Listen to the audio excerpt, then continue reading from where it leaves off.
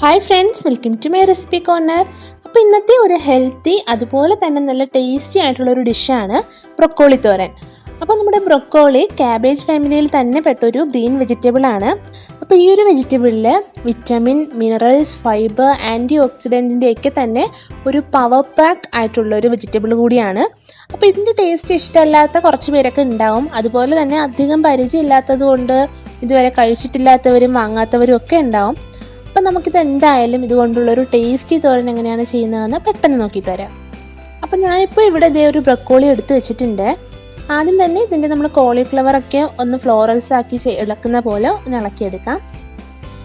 പിന്നെ നമ്മൾ cauliflower wash ചെയ്യുന്ന പോലെ തന്നെ ഒന്ന് ചൂടുവെള്ളത്തിൽ കുറച്ച് ഉപ്പും മഞ്ഞൾപ്പൊടിയും ചേർത്ത് ഒരു 5 മിനിറ്റ് ഒന്ന് വെക്കാം.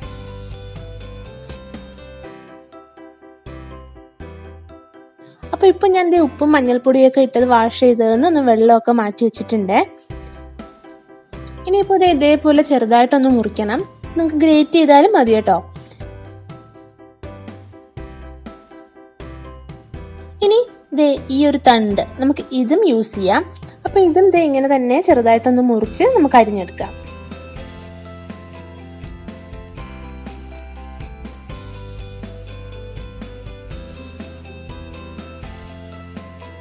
അപ്പോൾ ഞാൻ ഇവിടെ ഒരു ബ്രൊക്കോളി മുഴുവൻ ഇങ്ങനെ അരിഞ്ഞെടുത്തിട്ടുണ്ട്. അപ്പോൾ ഇനി വേണ്ടത് ഒരു 10 ചുവന്ന ഉള്ളിയാണ്, പിന്നെ ഒരു ചെറിയ പീസ് ഇഞ്ചി, 2 പച്ചമുളക്, ഇതെല്ലാം കൂടി ഒന്നങ്ങ് ചതച്ചെടുക്കുക. അപ്പോൾ നമ്മുടെ ഈ ചുവന്ന ഉള്ളി ചേർക്കുമ്പോഴാണ് നമ്മുടെ തോരന് നല്ലൊരു ടേസ്റ്റ് ഉണ്ടാവുക. ഇനി ഒരു പാൻ വെച്ചിട്ടുണ്ട്, അതിലേക്ക് കുറച്ച് വെളിച്ചെണ്ണ. അപ്പോൾ ഇതേ വെളിച്ചെണ്ണ ചൂടായിട്ടുണ്ട്. അപ്പോൾ നമുക്ക് നേരത്തെ ചതച്ചു വെച്ച ആ ഒരു ഉള്ളി, മുളകിൻ്റെയും ഇഞ്ചിയുടെയൊക്കെ മിക്സ് ചേർത്ത് കൊടുക്കാം. ഇനി 1 ടേബിൾ സ്പൂൺ ചില്ലി ഫ്ലേക്സ് അഥവാ ചതച്ച വറ്റൽമുളക്. ഇനി ഇതെല്ലാം കൂടി നന്നായിട്ടൊന്നങ്ങ് വഴറ്റി ഇഞ്ചിയുടെ പച്ചമണമൊക്കെ ഒന്നങ്ങ് മാറണം.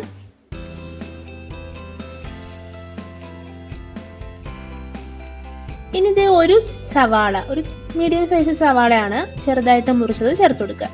ഇനി ആവശ്യത്തിന് ഉപ്പ്. ഇനി ഇതൊന്ന് വഴറ്റിയെടുക്കാം.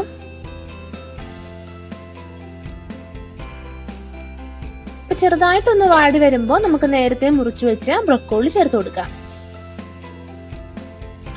ഇനി ഇതെല്ലാം കൂടിയിട്ട് ഒന്നങ്ങ് മിക്സ് ചെയ്തെടുക്കാം.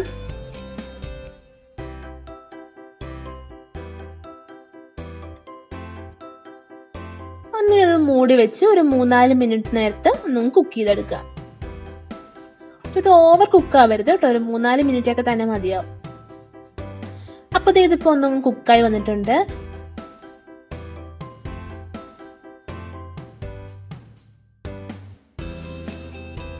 ഇനി ഇതിലേക്ക് ഒരു പിടി തേങ്ങ തിരുമിയിൽ ചേർത്ത് കൊടുക്കാം. അപ്പൊ തേങ്ങയുടെ ആ ഒരു പച്ച ചുവയൊക്കെ ഒന്ന് മാറുന്നത് വരെ ഒന്നങ്ങ് മിക്സ് ചെയ്ത് കൊടുക്കണം.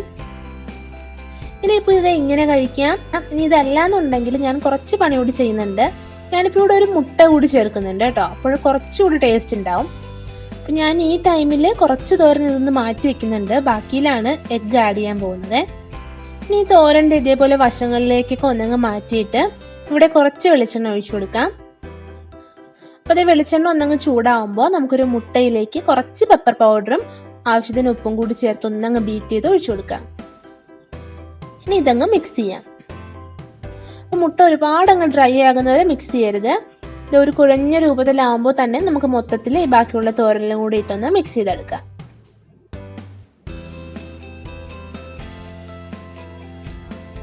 മുട്ട ഡ്രൈ ആയതിനു ശേഷം നമ്മൾ ഈ തോരനിൽ ചേർക്കുമ്പോൾ അതിങ്ങനെ ഒരു സെപ്പറേറ്റ് ആയിട്ട് കിടക്കാൻ ചാൻസ് ഉണ്ട് കേട്ടോ, അപ്പോൾ അതൊന്ന് ശ്രദ്ധിക്കണം. അപ്പോൾ ഇത് നമ്മുടെ ഹെൽത്തി ആൻഡ് ടേസ്റ്റി ആയിട്ടുള്ള ബ്രൊക്കോളി തോരൻ ഇവിടെ റെഡി ആയിട്ടുണ്ട്. അപ്പോൾ നിങ്ങൾ ഉറപ്പായിട്ടും ഇനി കാണുമ്പോൾ ബ്രൊക്കോളി മേടിച്ച് ട്രൈ ചെയ്ത് നോക്കുക. അപ്പോൾ ഇതുപോലൊരു ഈസി ആൻഡ് ടേസ്റ്റി റെസിപ്പി ആയിട്ട് നെക്സ്റ്റ് എപ്പിസോഡിൽ കാണാം. Till then take care and by.